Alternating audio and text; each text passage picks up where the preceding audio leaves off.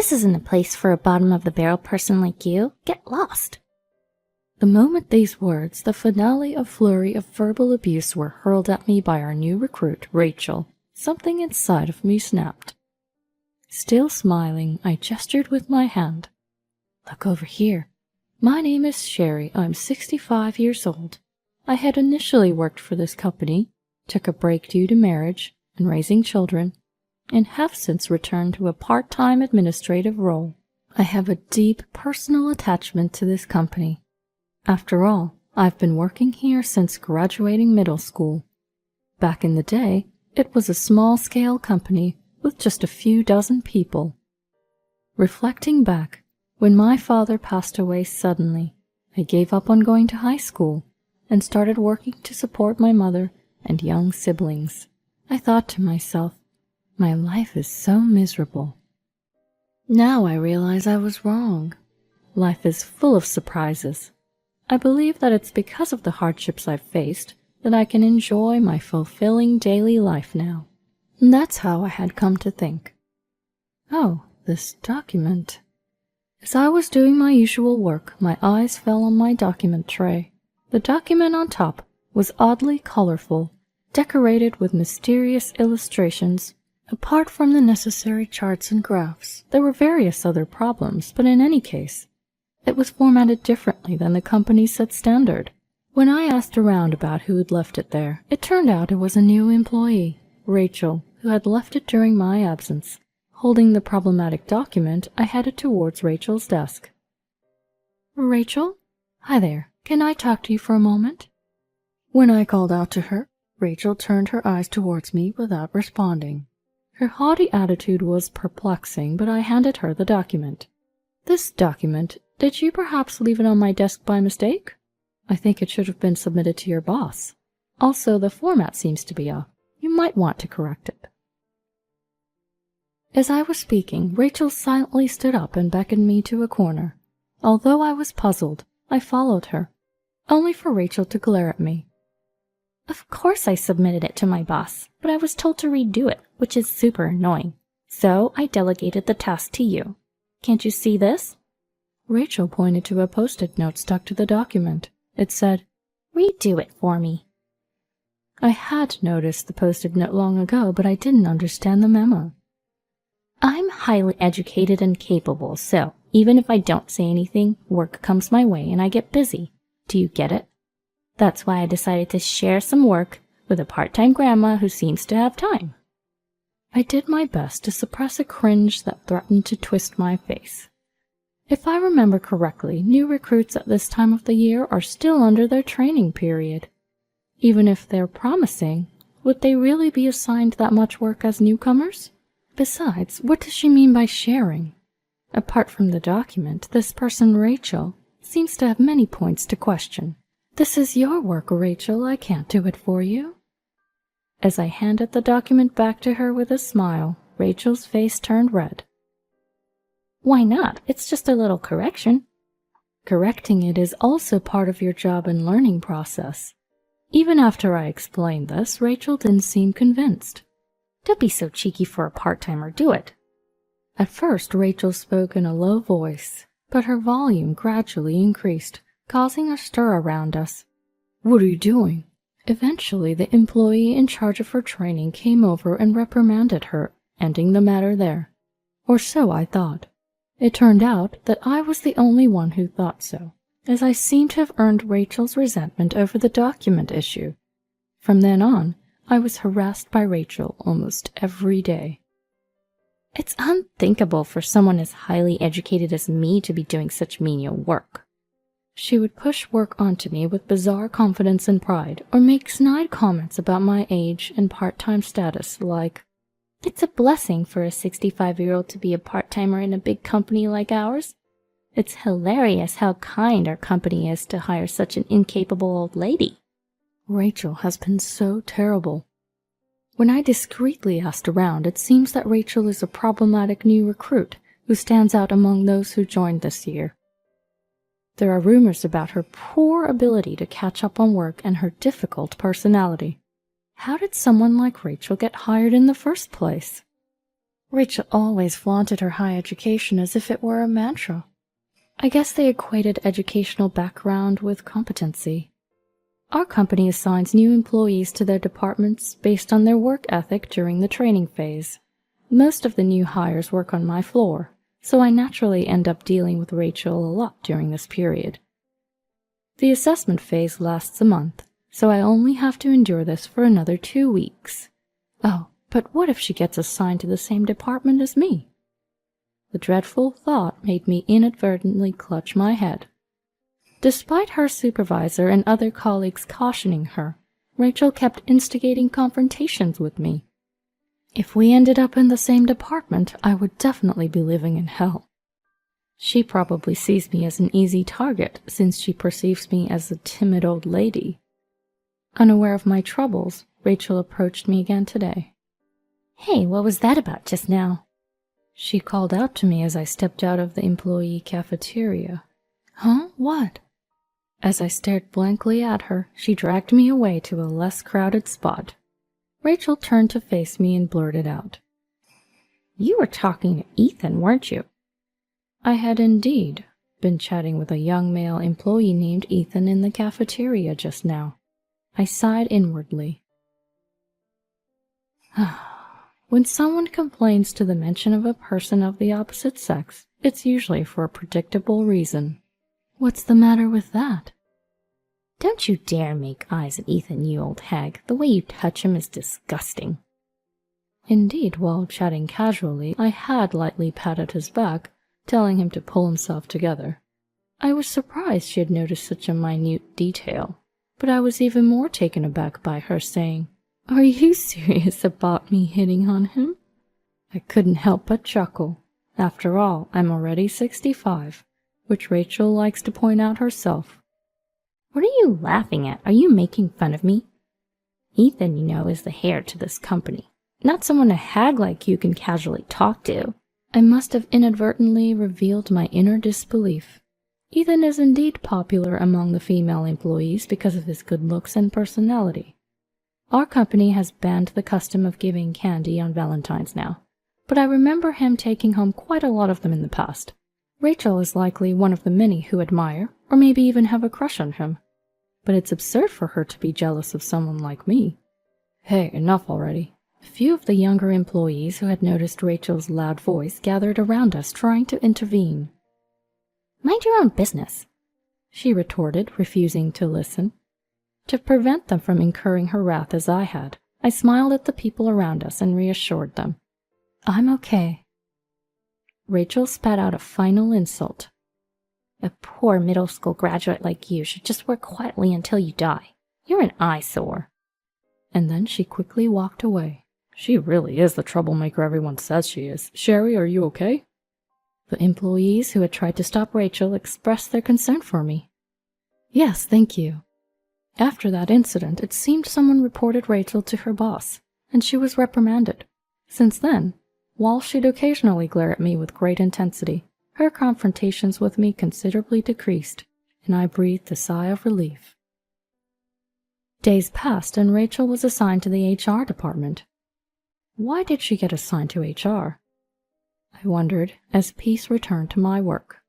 Each department is important in its own right, but given Rachel's track record and personality, I simply couldn't picture her in HR. I know she had to turn in a copy of her university diploma, so I'm certain her educational background isn't a lie, but even with that thought, she couldn't even run a photocopy machine and still worked on documents in her own style, despite being corrected several times already. More importantly, her attitude towards her colleagues is awful. This was something I knew better than anyone else. I wondered how she could get by like this. Despite enduring numerous verbal abuses and harassments, I couldn't help but worry. While I was worried, I also didn't want to get involved with her anymore. I stretched out, savoring the peace that had returned. 2 months later, I was in the changing room switching from my regular work clothes to a suit, catching my breath. Dressing differently made me feel more focused. I quickly checked my appearance in the mirror and murmured to myself, "Today there's going to be a lecture-based training session at the company, and I was one of the attendees." When I arrived at the venue, some employees were still preparing the projector and arranging the desks. I should help out since I'm already here, I thought in my mind as I approached a person on the stage. As the person turned to my voice, they expressed surprise. Wait, Sherry, what are you doing here? I deeply regretted my mistake in choosing who to approach. Of all people, it was Rachel, the troublemaker.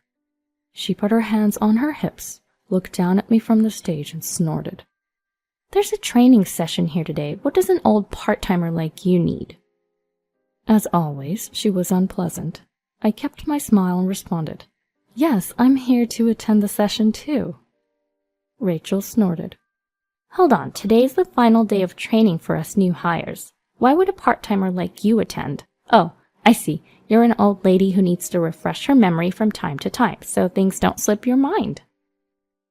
Putting aside her sarcasm, Rachel was right. Today was indeed the final day of training for the new hires. Our company's training for new employees lasts exactly 3 months.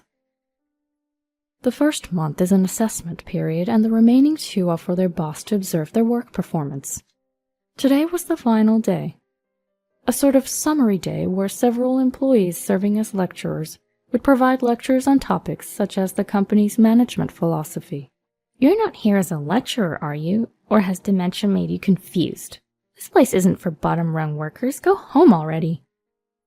As I maintained my silence and smile, Rachel's verbal onslaught escalated. The younger employees around us were so stunned that they forgot to stop her. While she was still berating me, I noticed a familiar face among those entering the room. Keeping my smile intact, I gestured with my palm toward the entrance. You might be the one who'll be leaving after this. What are you? Rachel followed my palm and immediately gasped. Standing there were our company's president, the head of the HR department to which Rachel belonged, and Ethan, the man she fancied. The head of HR was sweating profusely at Rachel's outburst, while the president and Ethan were clearly disgusted. No, this isn't what... I was just trying to explain to this part-timer the importance of today's training. Rachel, finally realizing the gravity of the situation, began to stammer out excuses. No one was coming to her aid. Amid the uncomfortable silence, Ethan, standing next to the president, glared at Rachel and asked me, Mom, is she the problematic new hire you were always talking about? When I answered, yes, Rachel let out a shriek as if her throat had been constricted. So you're Ethan's mom? Then are you the president's wife? Back when I was young and working for this company, I was introduced to the former president's son and ended up marrying him. My husband is now the president of this company. Not only Rachel, but also the other younger employees were displaying expressions of surprise. Why didn't anyone tell me? At Rachel's distressed outburst, I explained. Only a few employees know I'm the president's wife. I didn't want the new employees' attitudes to be affected, so I asked them to keep quiet about it. Rachel just gaped in response to my words. I was asked by my husband to greet the new employees and offer them words of encouragement, both as a long-serving part-time employee and as the president's wife. That's why I intended to attend today. I didn't expect to be talked down to this much. Rachel bit her lip. Why would the president's wife work as a part-timer? I might not know much about running a business, but I love this company and I enjoy working among people. Also, working part-time is easier, since I still have household chores at my age. I continued. There are things that are harder to see from higher positions that are instead clearer to a part-timer. For instance, we often hear various rumors, don't we? I glanced between the head of HR and Rachel while making my ambiguous remark. Rachel's face instantly turned red. I hadn't planned on spelling it out in this setting, but in her heightened state of emotion, Rachel pointed at the HR manager and shouted out an accusation. It was him. He told me that if I went out with him, he would arrange for me to be hired.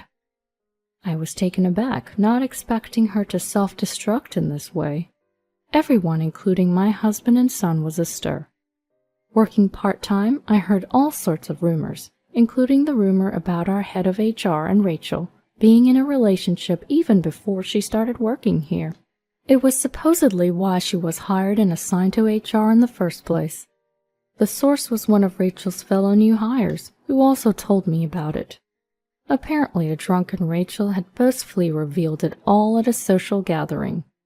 Later, when I was complaining about Rachel to my husband, I also discussed this rumor with him.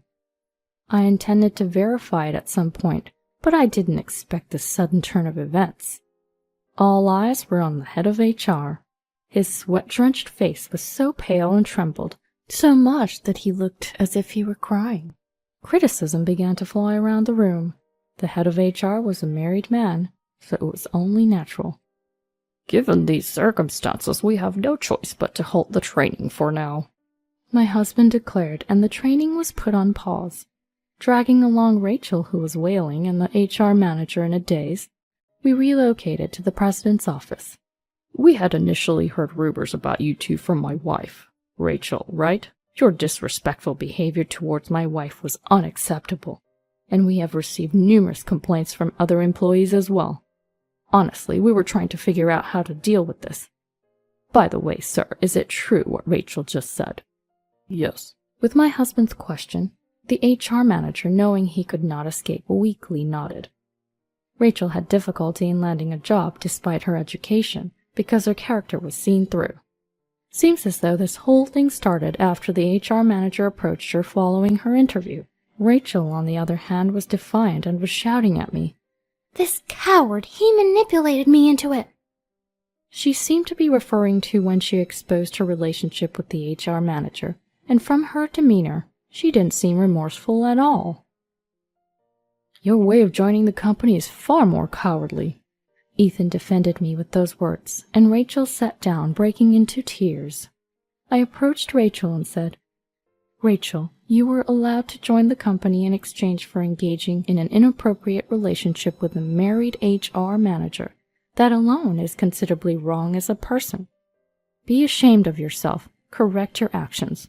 Otherwise, I believe you'll lead a life filled with more regrets than now. I spoke to her as if admonishing, but Rachel just looked down, silent like a sulking child. Mom, I don't think it's worth saying anything to her. She's really done as a person. Upon hearing Ethan's sighing voice, Rachel's voice subtly shivered. Oh right, she had a one-sided crush on my son. These brief words may have hit her harder than anything I said. Now that we know it's a fact, we'll decide on your consequences later. Rachel, you can go home for today, and as for you, you stay and get back to work. With my husband's words, the HR manager and Rachel, both staggering, left the president's office. After watching their retreating figures, I never saw Rachel again. After a while, she resigned from the company. The HR manager was demoted and transferred to a different department, and was served with divorce papers by his wife. He's clinging to his job while being looked down upon by others, all to pay alimony and child support. According to Rachel's parents, who came to apologize later, understandably, Rachel was also sued for a large amount of alimony by the former HR manager's wife. Rachel turned to her parents for help but was rejected, and now she's apparently working part-time at a gas station in her neighborhood. As for me, I have plans to dine out with my family after work tonight. Ethan wants to introduce us to his girlfriend. I wonder what kind of person she is. I grinned and went back to work, looking forward to tonight's dinner.